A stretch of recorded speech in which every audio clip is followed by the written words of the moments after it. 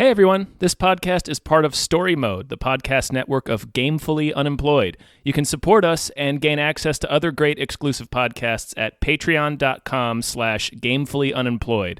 That's patreon.com/GAMEFULLY unemployed, which is spelled like it sounds. Who the hell am I? I'm a construction worker. I have to go to the bathroom. I said, be right back. I'm a cop, you idiot! Pastor. Oh, I'm Detective John Kimball. Who is your daddy? Answer the question! And what does he do? Put that cookie down! Now! Into the Mr. Universe! Hi, everybody! No! Hello. Welcome to Into the Mr. Universe. The show where we get inside. Into my Arnold universe! Schwarzenegger. Yeah. Do it now! I'm one of your hosts, David Bell. I am a second host, Tom Ryman. And listen, at the top of this, I just want to thank our Patreon producer, Norm from Cheers. It's Norm from Thank you very Cheers. much, Norm. Thank you for making us watch all things Schwarzenegger. We have been going through the career of Arnold Schwarzenegger on this journey through the multiverse of all the different versions of him. Yes. And we're As he tumbles through the multiverse. Yeah, we're disassembling him as an actor. Really getting into it, figuring it out. Damn it, I'm trapped in the multiverse. Tumbling As through always, time. we go through this in sections that are going to be new to Tom, who I forgot what they have are. no memory of what they are, so we're going to be rediscovering them together. Well, the first one is called The Plot, where we talk about the plot of the film. Oh, right. Next. Okay. Are you that's taking them all? straightforward. Are you taking them all off first? We're gonna go. Yeah, Okay. yeah. Cool, Let's cool, take them cool, all. cool, I haven't cool. even said what movie it is. That's true. The next one is Technically Not Arnold, Is- where we talk about... Technically not me, I'm not the same person, but I'm still the same person because it's me. Exactly. That's exactly what it is. We talk about how Arnold is a different character in this. Yes. Then we do Definitely Not Arnold, where we Yeah. just talk about the best side characters. There's a lot of stiff competition in this one. Yeah. And then the most Arnold, which is we talk about the scene that encapsulates him the best. And then we do our rating system, where we rate it by how many, impaled pipes. How many steam pipes? How many garden tools? Maybe.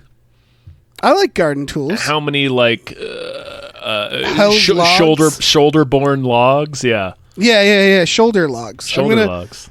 Yeah, no, we already. It's our classic rating system. Yeah, it's shoulder logs. You all know We're this. on a scale of 1 to 23 shoulder logs. How many shoulder logs does this film earn? Yeah, right, but we'll get to that. So let's talk about the plot, I guess. Are we going to talk about what movie it is? Oh, Because we still haven't said that. no.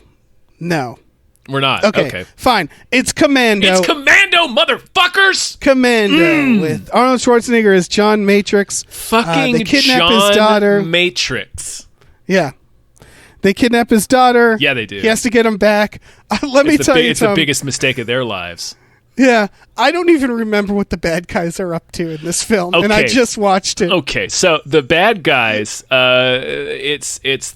they're trying to support a coup in the fictional country of Valverde, which is the hotbed of all sorts of international turmoil in the Joel Silver universe, the Silververse.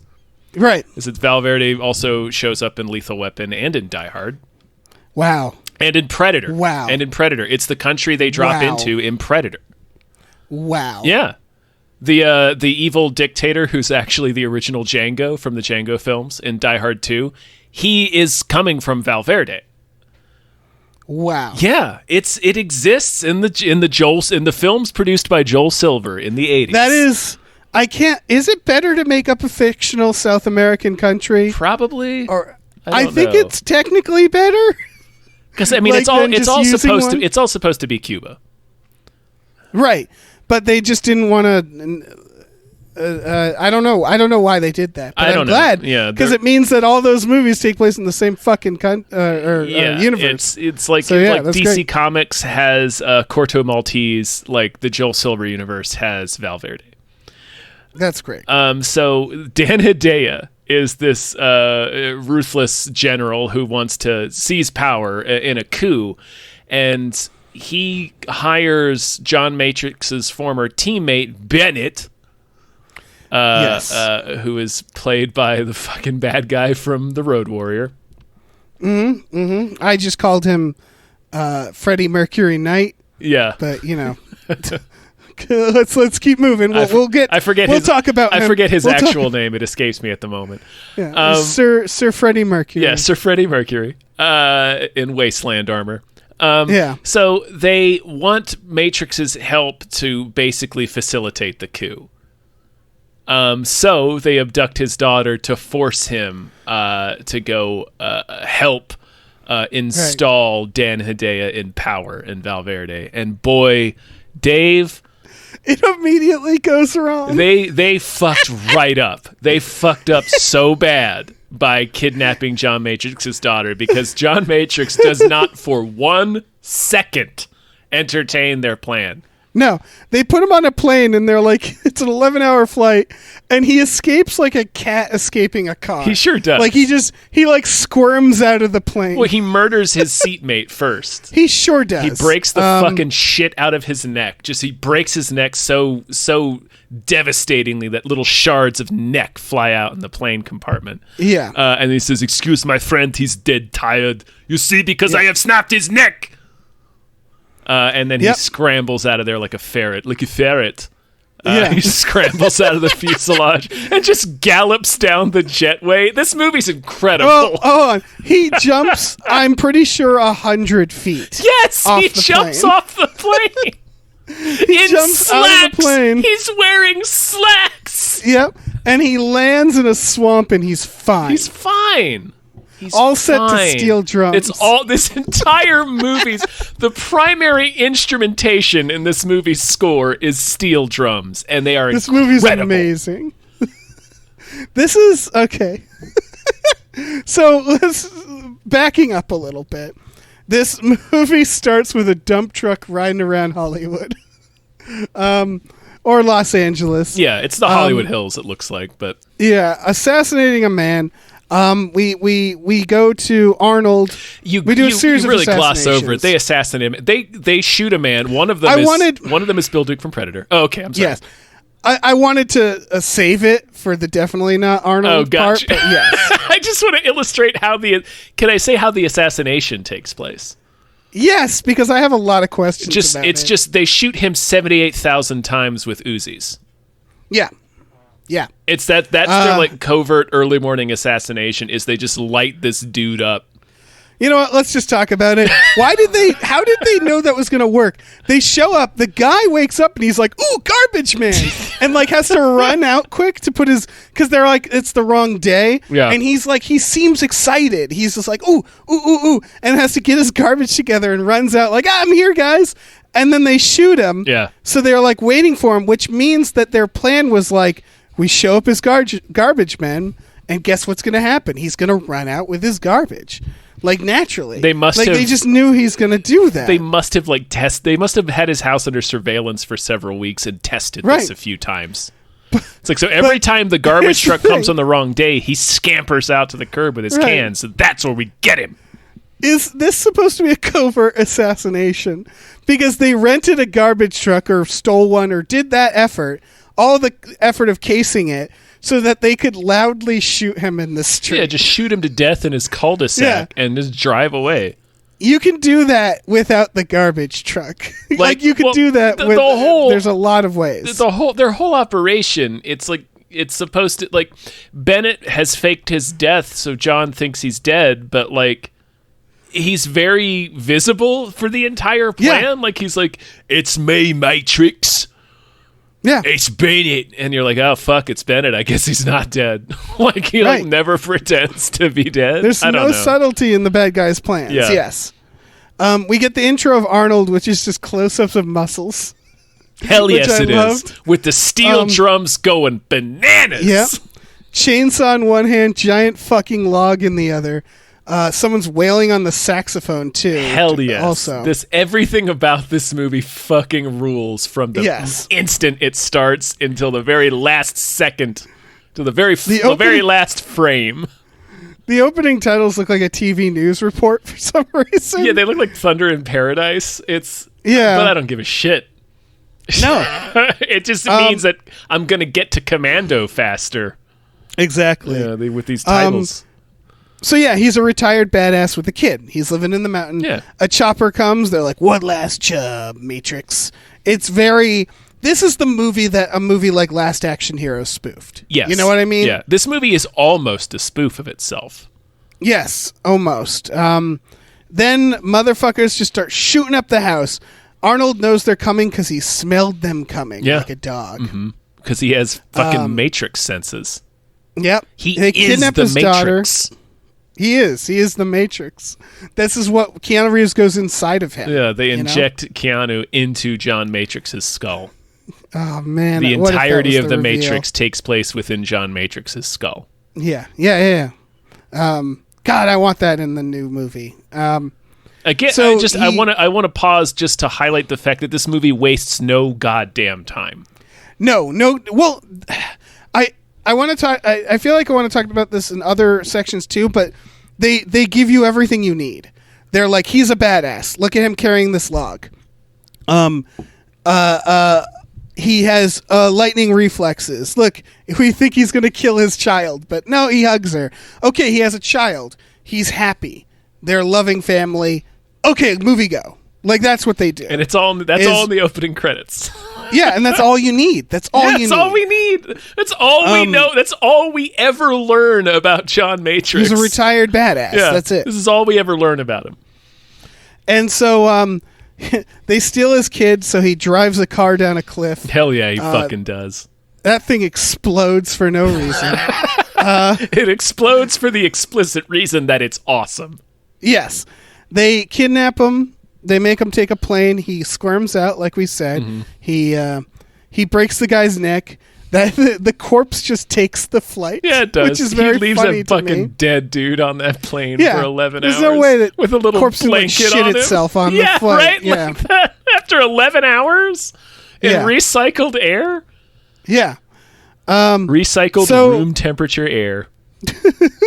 He follows one of the henchmen who's put him on the plane, who stayed behind. It's very, this is what I realized, this is a very classic Arnold thing, which is like public place stalking. Yeah. Is that, like, I feel like we see that in like he loves malls. I noticed that, like, Terminator 2, this, True Lies, like, there's a lot of tense public places, and they all seem to be like malls. I feel like they're all like around where Arnold Schwarzenegger lives too. Probably. Yeah. So he follows this guy. Who we learn is a dirtbag who follows a flight attendant to her car. Yeah, it's Sully. She tells him to fuck off. It's the dude that says Warriors come out to play. It is, isn't it? Mm-hmm. So the flight attendant, Arnold makes be a honeypot, where he's like, I want you to go hit on that man because he's into you. He kidnaps her. Yeah. He carjacks and kidnaps her. Yes. Drives her to the mall, and is like, distract this man for sex, and then I'm going to kill him.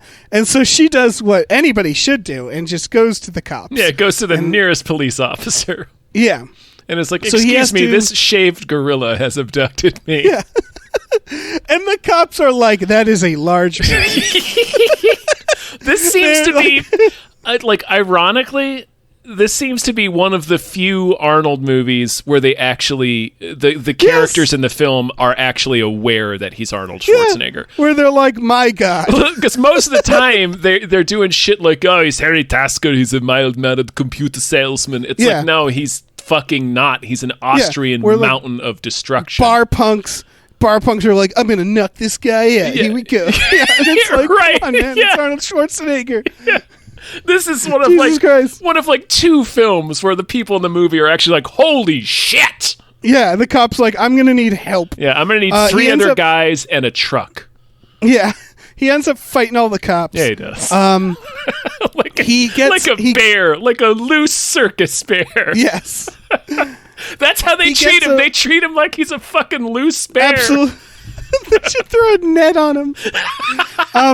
The movie is basically a constant rampage. Yes. From here on, he is on a rampage. The entire film is a rampage. It's an unbroken rage tour of America.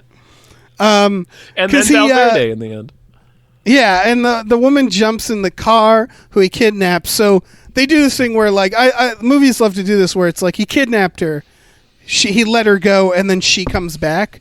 So it's like, okay, now this is your choice, you know? Well, yeah, you want to do this too. She feels bad because she learned. Yeah, she realizes that he's telling the truth. Yeah, that he's telling the truth about them having abducted his child. His I'm just daughter, saying Alyssa Milano. It's a character device that they often do. Yeah. So, the next thing I had written down, because I think it's car chase, drive directly into a telephone pole. And one of the funniest comedic timings in a movie is they smash into that pole. The car drives into it. Sure does. And the editor doesn't waste a second. It smash and it cuts to Arnold and he turns to her and goes, "Are you all right?" And like they don't even let them like recover from the accident. He just goes, "Are you okay?" And she's like, "Yeah."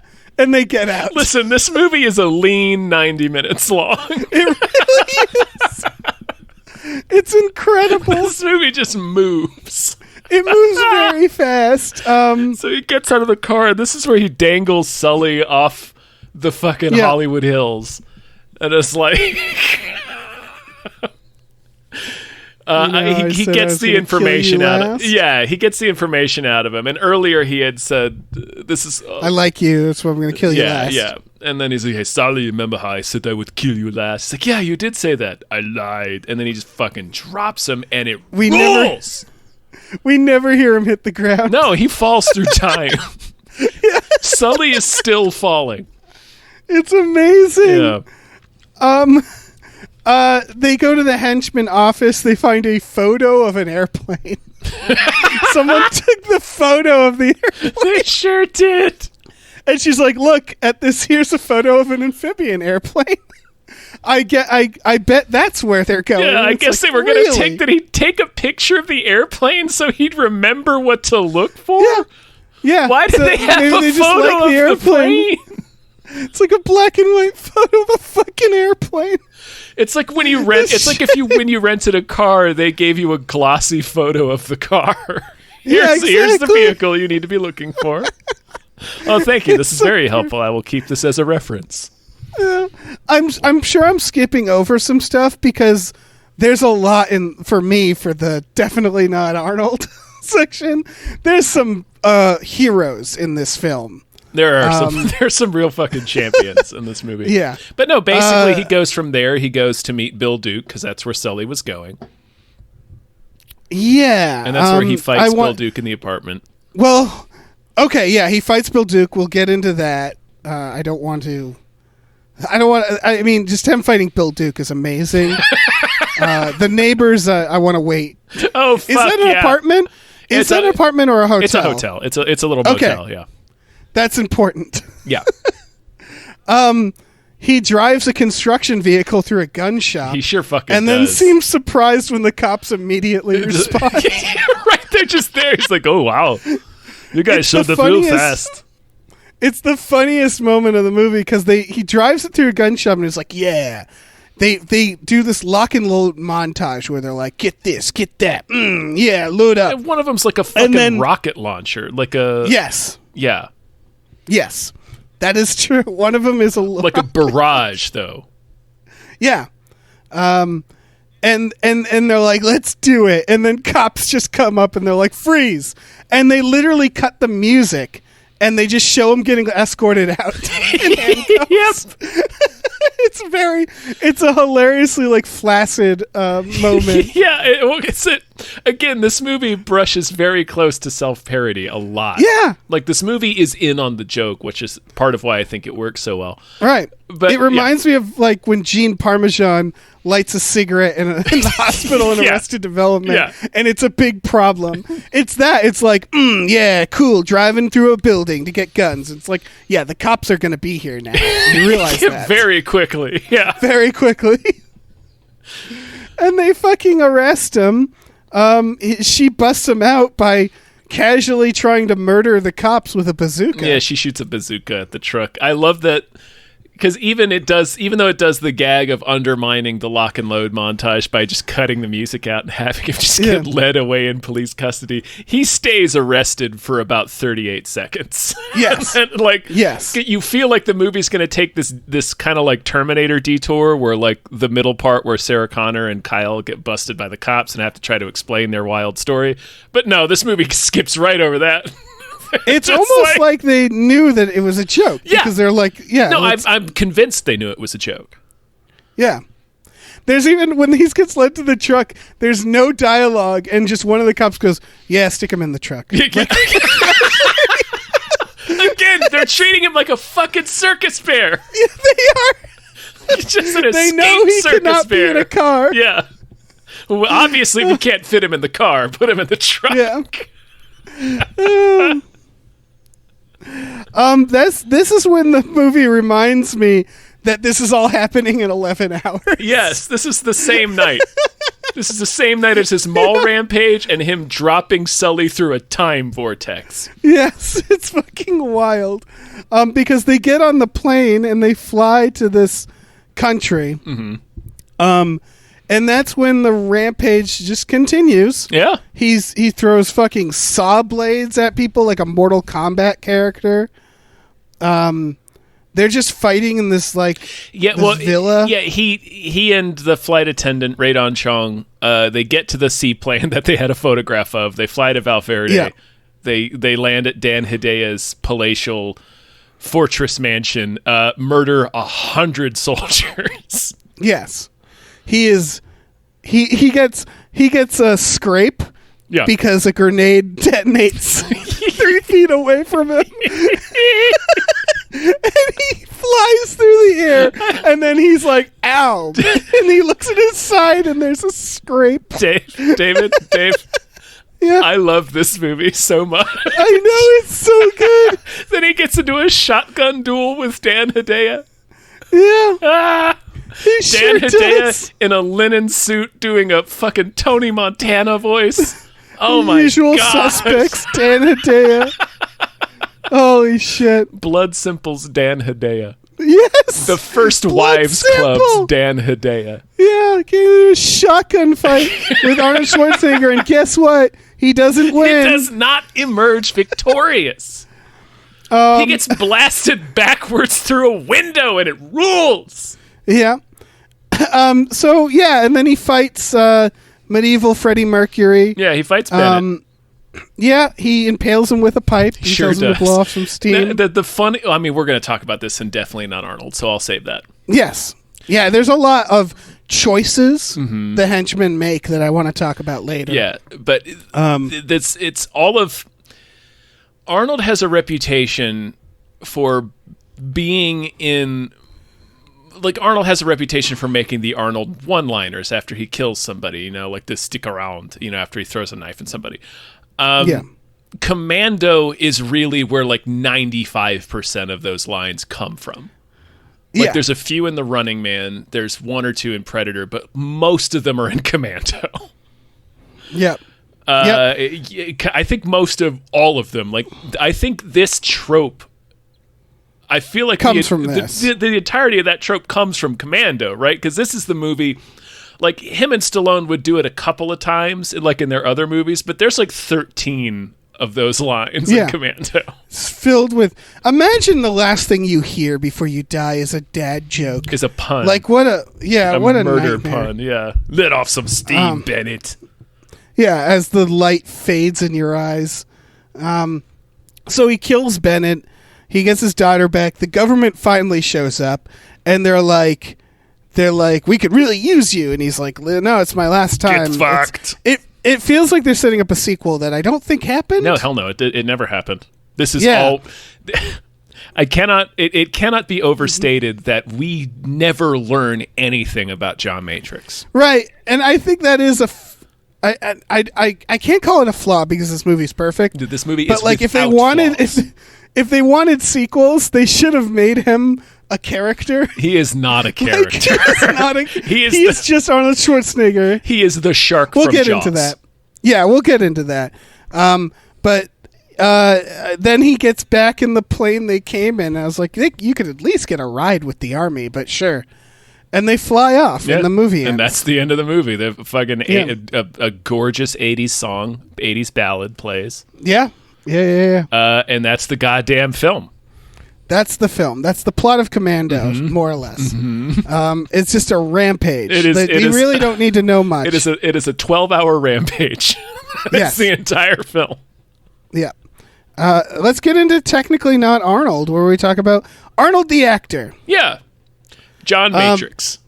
This is the most likable he's been since Stay Hungry. Yes. And in fact, this feels like the first movie that realizes Arnold's potential. Yes. I 100% agree. Remember, this is this is the year after Terminator. Yep. And we talked about this with Terminator, where it's like, of course, that's an iconic role, but like the casting always does feel wrong in this weird way, and it also feels like it's not a proper portrayal of the kind of actor Schwarzenegger is. He's not a barbarian, he's not a robot, he's an inexplicable everyman, but they still feel the need to explain why he's a badass, like I feel like they dropped that later. No, that's up front.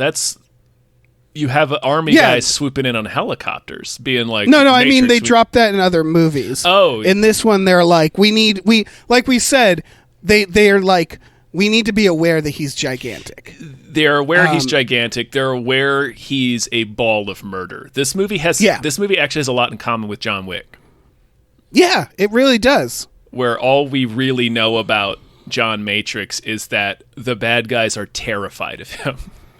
Yeah, this actually, now that you mention it, I feel like this directly inspired a film like John Wick. It does, yeah. This was the John Wick of its time, which is over-the-top action that's done with very little motivation. And I think that's plot, exactly what this is. And the plot and characterization is so stripped down. Like, John Wick is more serious, obviously, than Commando.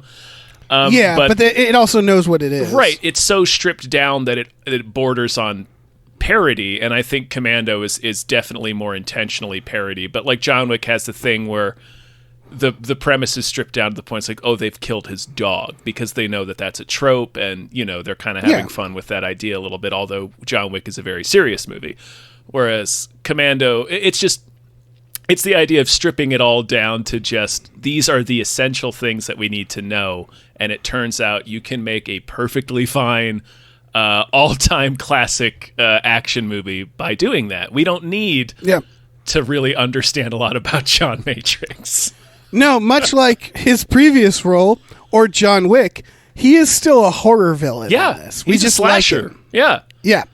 It's because the big difference between this and something like Terminator is that beginning scene, that crucial beginning scene, as short as it is, where he sits down with his daughter and he struggles out some casual and likable lines. Yeah.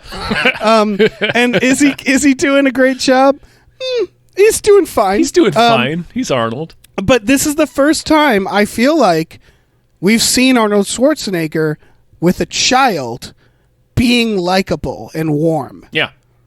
This is even in Stay Hungry, he's still like a bro, He's still very This is- likable. He's still a very sweet man, but yeah. Yeah, this feels like the first time I've really I'm seeing modern Arnold Schwarzenegger. Yeah, this is where you see him and you're like, oh, these are the kinds of movies you should be doing. And then, of course, The Running Man comes right after this. And The Running Man is also very close to parody, and intentionally so.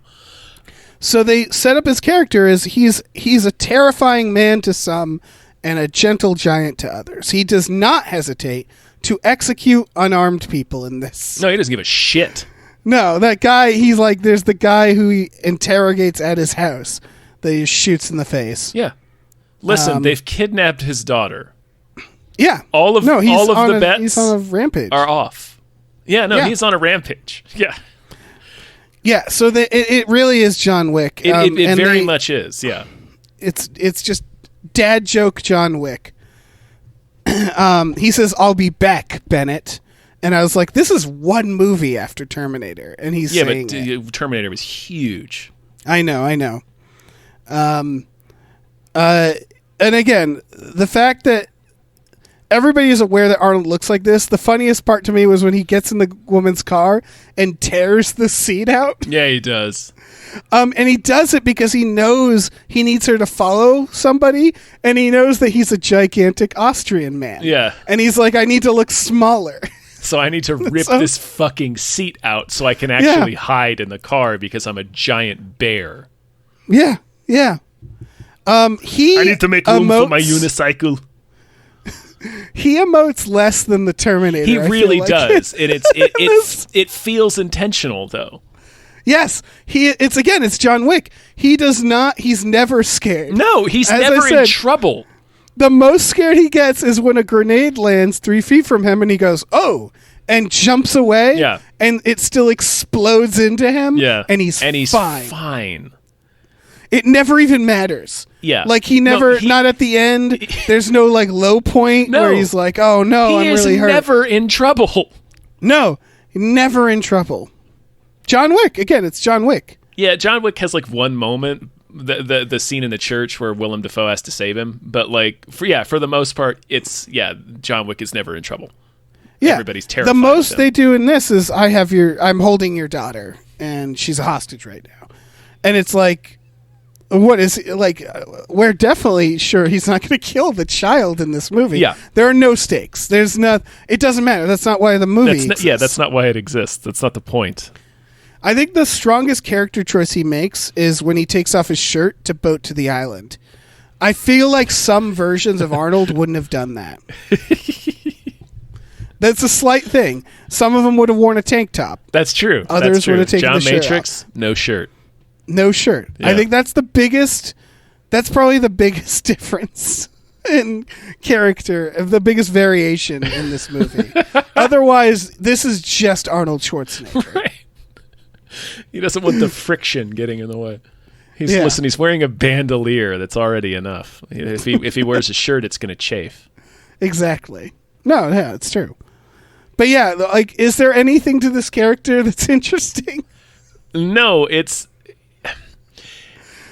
but that's kind of the beauty of the character. Yeah. Well, no, what makes it interesting is that, here's what makes it interesting for the time, is he is just Arnold Schwarzenegger, but that's actually a first for his career. Mm-hmm. Like, this is the first time he is doing leading man action movie. This is also his first leading man action movie. I think this is close Conan, to... Go ahead. Conan doesn't even feel like it counts to me. This No. is modern. Like, Conan is like a fantasy. Yeah. This is the first modern, straightforward action film starring Arnold Schwarzenegger where he is acting just like himself. Yes. And that means something. Yeah, Stallone obviously was making action movies already at this time, like Rambo 2 had already come out. Right. But this is kind of the beginning of the one-man army Superman action hero of the 80s is around this time. And this is the first time that Arnold does it. Right. It wasn't the first ever, but this is him. Right. It's like a movie like, it's a weird comparison. Something like The Transporter, where it's like we had seen this style in this era of action, but then Jason Statham's like, it's my turn. Yeah. And then he did his version, it didn't blow up as much as Arnold, but it's that idea where it's Arnold showing up and being like, now it's me. Right. Here's mine. And I think it's noteworthy that the first time Arnold does it, and it's kind of the dawn of this genre of action film, is such a self-parody. Yes. Like it's a started parody, from a place of being almost ironic. Right. It's you know what? It's more like Crank in that regard. Like I don't know why I keep doing Jason Statham, but like, it's weird to say because it's like a parody of a type of film that Arnold wasn't doing right, yet. that he hadn't made yet. So it was like the idea of what these movies could be, and they're like, wouldn't it be funny if this was the movie? I actually think it really is like Crank or like almost more than John Wick, because Crank has a lot of non sequiturs, a lot of like, what a weird thing to happen. And we haven't gotten into some of the ones that this movie has. But I think it's more that. It's more like, we think this is badass, but we want to have fun. And we're going to have fun by being funny. Yeah. By pointing out being absurd. Yeah.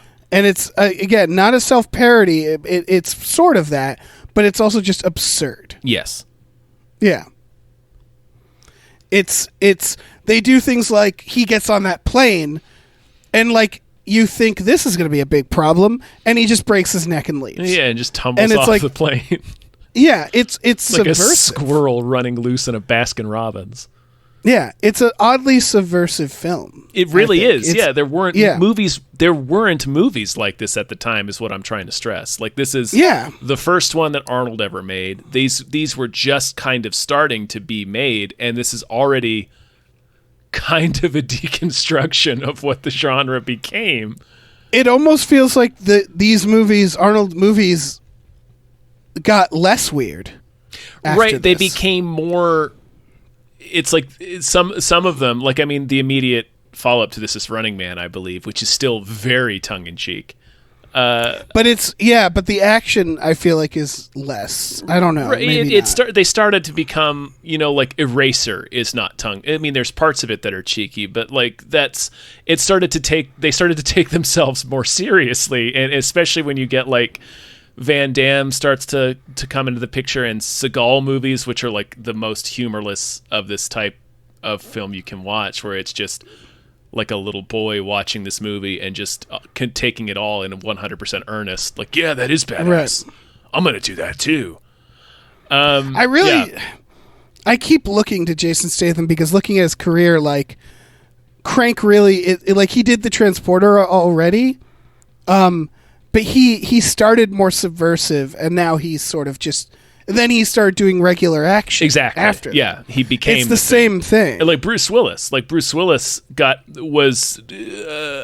a splash as an action star because of how not an action hero he was, and then he just became an action hero. Yeah, Schwarzenegger looks like an action hero, but like this movie is just way. It's a parody of a genre that then he would go on to do more of that genre, more serious. Exactly, yeah.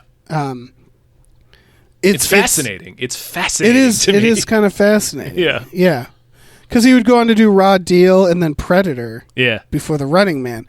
I don't know. It's Predator is a very different movie. Yes. But yeah. But he's always, that's the thing about Schwarzenegger that I think we forget now because he's older, is that he was doing shit. He was taking risks. Yeah. The Terminator was a risk. Yeah.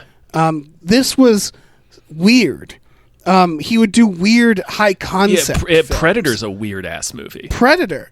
Yeah. He did sci-fi. He did Total Recall. He did a lot of sci-fi. Running Man. And then he would also do like Twins. Yeah. And so like it was weird because like he has his movies, he tends to bring you could argue that he takes plots and brings them down to his level. You know what I mean? Where it's like something like The Running Man or Total Recall could have been like a mindfuck sci-fi, and it's now a Schwarzenegger action film.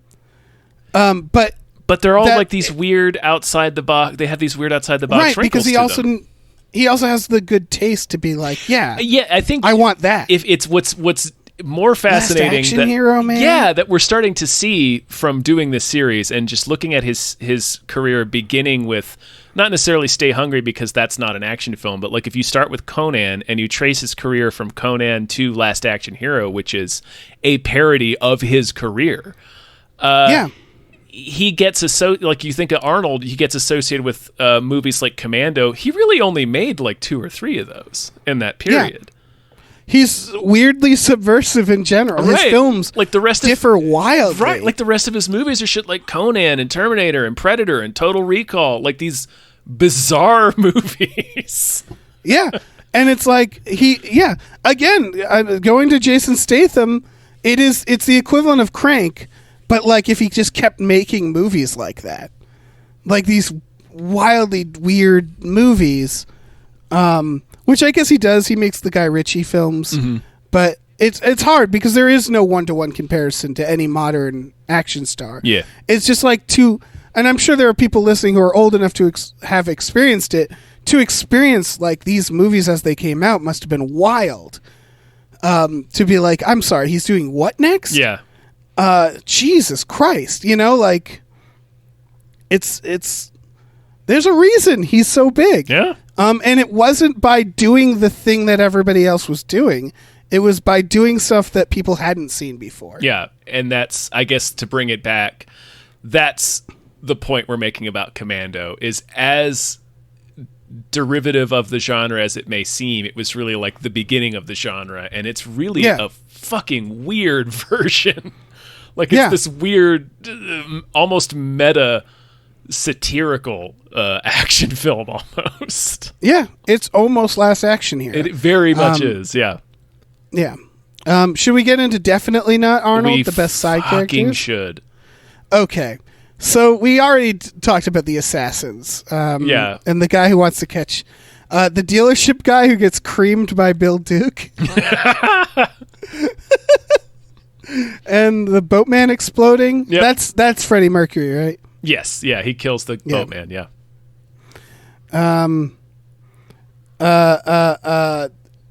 Shit. I mean, so, if we're not going to spend... Medieval Freddie Mercury. If we're not going to spend 38 minutes talking about Bennett, then I don't know what the point of this is. I mean, he's exactly what I'm describing. He looks like Freddie Mercury, but swole. He has the mustache, and he's wearing chainmail. That's the thing. He's kind of swole. Like, kind of, yeah. He's just kind of a big guy, but he's schlubby. Yeah. Which is the most fascinating thing. Because I know why you cast him, because he's such a great presence in the Road Warrior. He's a very intimidating presence in the Road Warrior.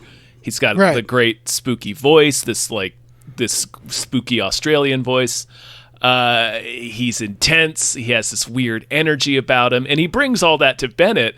But he adds, like, they crank it up to like 11 so that he's cartoonishly unhinged. He's wearing chainmail for no reason. At no point does he ever look like a physical match for Arnold Schwarzenegger. No, and in fact, the chainmail famously doesn't help him. No. He launches a pipe through him at the end. Through Bennett. He rips a massive steam pipe, and I guess that's what all that log shouldering was prepping him to do. He was like, I can very easily hoist this pipe onto my shoulder because of all the log shoulder work I was doing in the past. Yeah. You saw that? It was in the montage in the beginning. You all saw. He makes some terrible choices. Yeah. Arnold, like, in that sequence, it's like Arnold hypnotizes him. Right. Because he has Arnold's daughter, and he's like, this is my leverage. And then he goes, you don't need the gun and the girl. And then he's just like, yes, I don't need the gun and the girl. I don't need the gun or the girl. And it's like, no, man, you really do need those really things. need those things, yeah. He gets briefly electrocuted. Yeah, he sure does. And he recovers just fine. Yeah.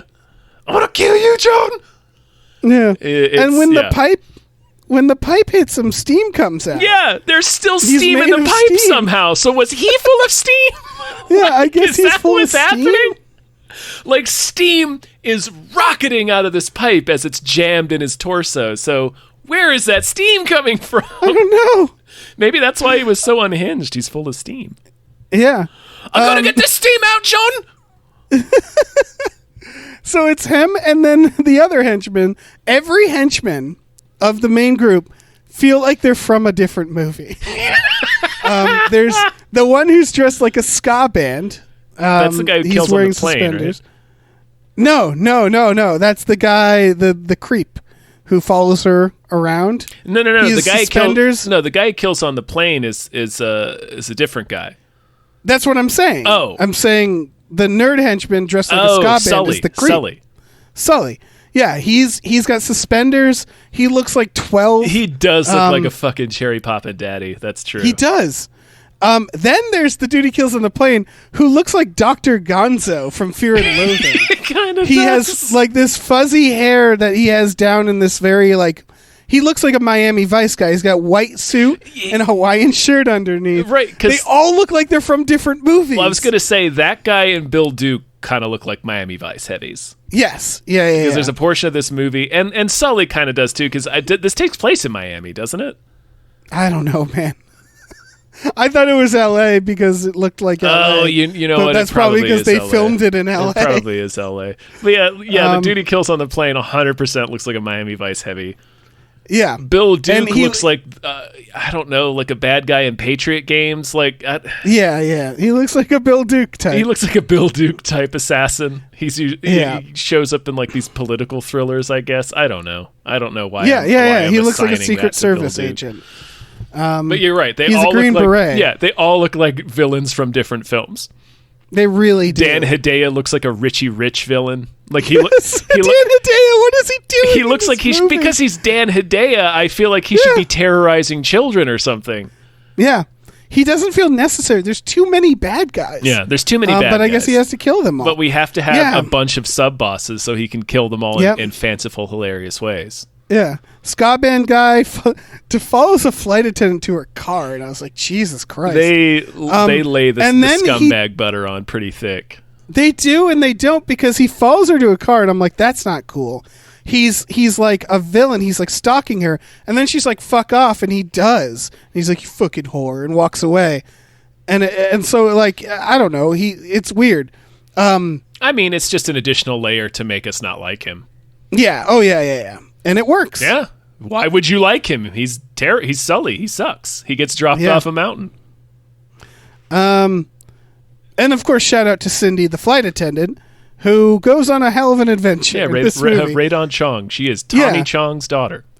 He keeps using her as the honeypot several times. It's mainly what she does in this movie until she decides, fuck it, I'm going to try to kill cops. Yeah, she becomes ride or die pretty quick. Yeah, she really does. She sex distracts the cops. Again, she sex distracts a lot of, like Bill Duke she does. And then, she fucking takes out a fucking rocket launcher, fires it directly at a cop car. Sure does. For a man she's just barely met, who could also die in the explosion, she's amazing. Yeah, she's great. Yeah. Alyssa Milano, also amazing, where they say something will be like nice to kill his dad or something. She's like, not nearly as nice as watching him smash your face in. Yeah. She just sits there like really into the fact that her dad's going to kill them all. She knows without a doubt that he is going to murder every single one of these people. Yep.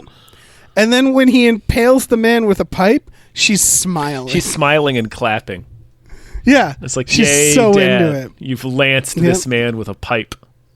Yeah. And they can't even, like, she's real squirrely too. She escapes from her room. Yeah. She's Home Alone's them. Yeah. They like every single decision the bad guys make is a catastrophic failure. Like they fuck up from the beginning. Yeah.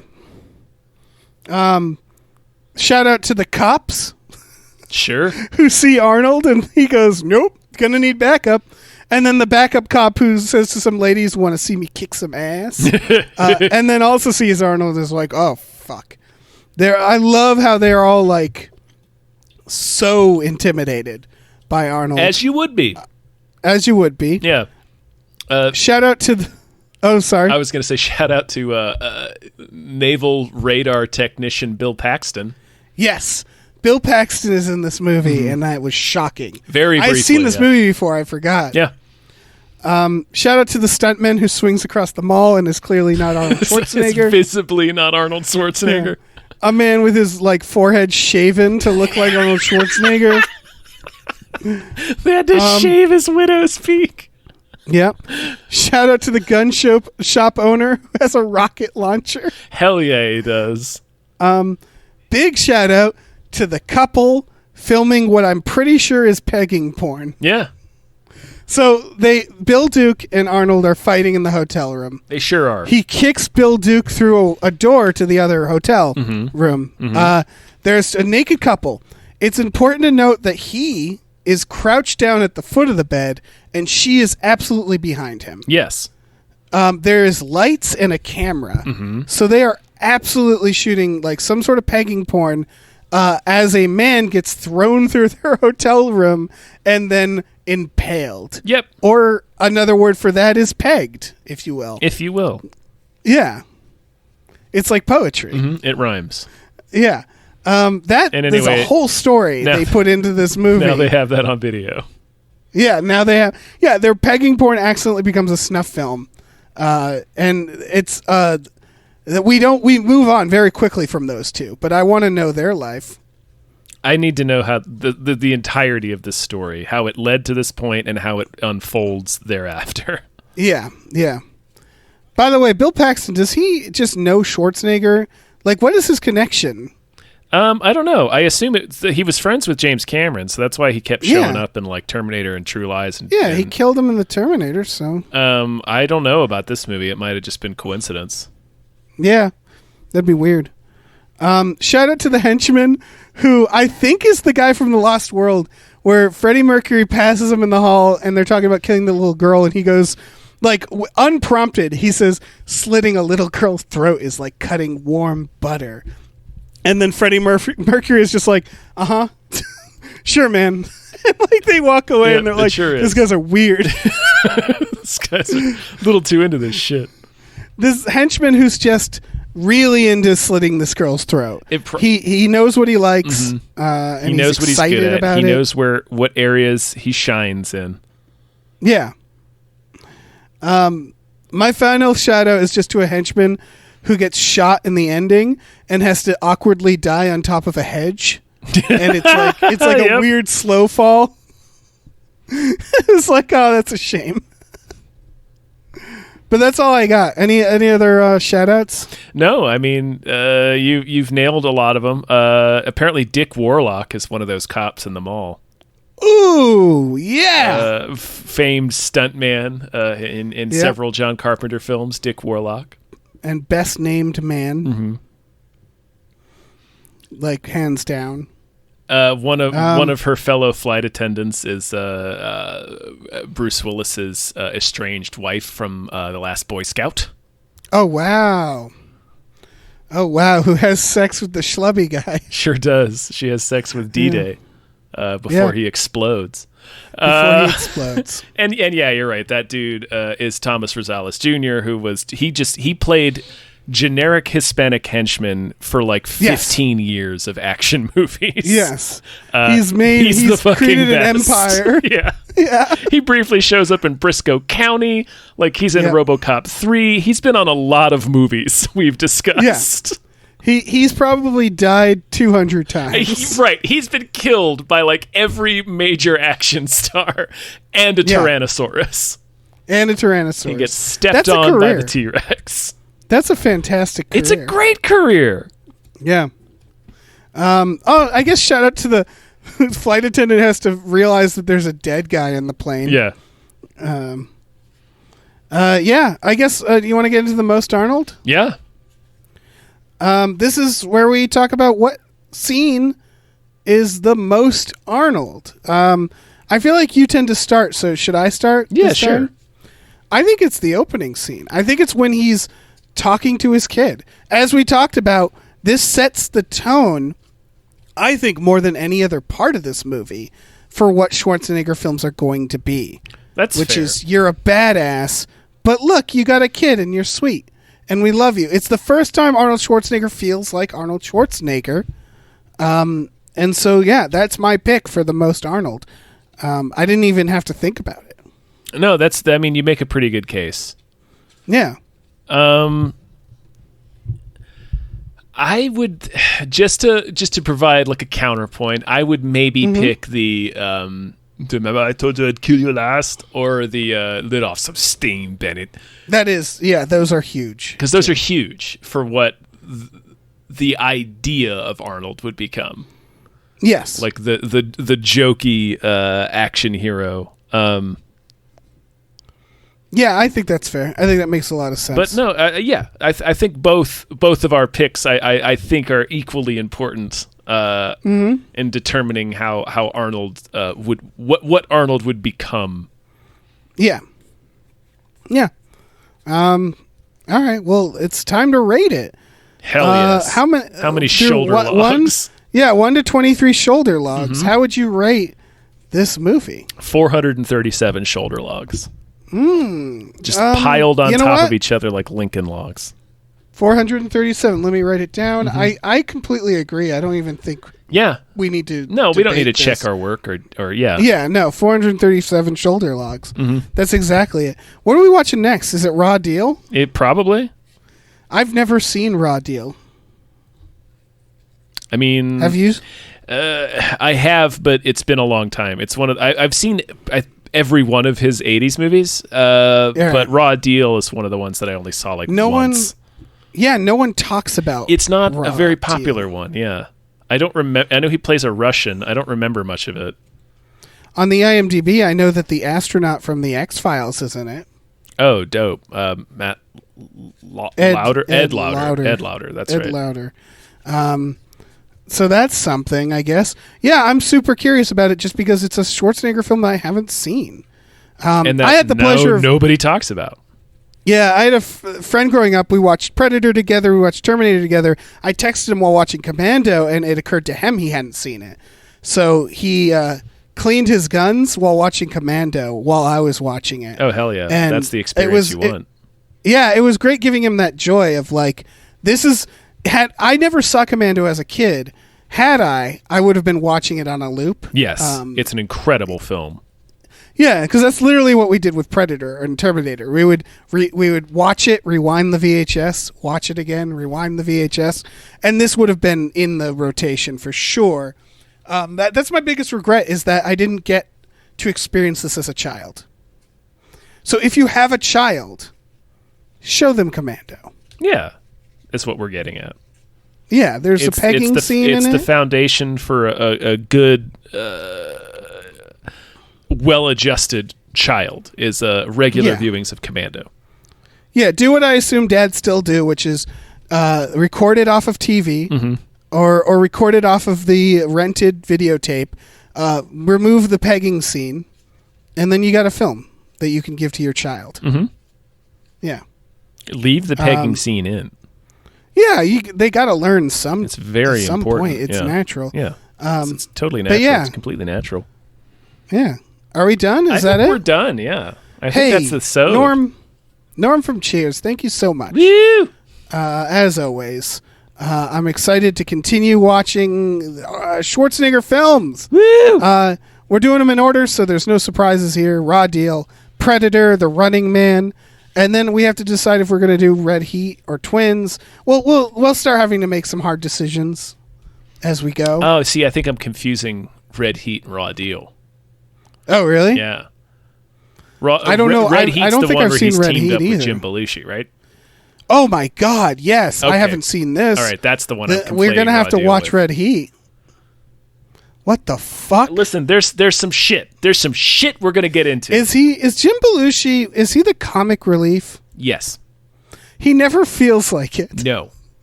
He always feels like a dark person. Yes. He always feels like his character from Gang Related.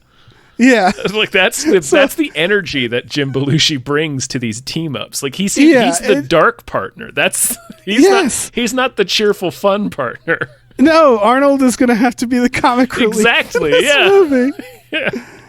Oh, Red Heat, directed by the director of Streets of Fire. Oh, hell yes. Yeah. All right, I think that's it. Yeah. Wait, we have a do Patreon. Our fucking things, Dave. Oh, fuck. All right, guys, go to patreon.com/gamefullyunemployed. There's for $5 a month you get exclusive podcasts like Tom and Jeff Watch Batman, Fox Mulder is a Maniac, Star Trek The Next Futurama. Those are all on there. You can check them out. Do it. Check it out. We also have a store. Head over to gamefullyunemployed.com where you can find a link to our Teespring store. We have t-shirts, stickers, posters, all kinds of things. Check those out. Check them out. And check out and fucking Commando watch again. Commando, please. Yeah, watch it with your kids. Doing if you're not watching Commando. Get the whole family. Gather the family around Commando. Gather the family. Yeah. Yes. Yeah, you should make your holiday tree Commando themed. So all you really need to do every is year. Yeah, just put a little impaled medieval Freddie Mercury on the top with steam shooting out of his chest. That's your angel. Yep, that's your angel. The tip of the tree can be the pipe, and then you just put a little thingy on the end of the tree tip that makes it shoot smoke, and then it looks like Bennett's been stabbed with a pipe on top of your tree. Christmas spirit. And a pegging ornament. Yes. Okay. All right. Bye.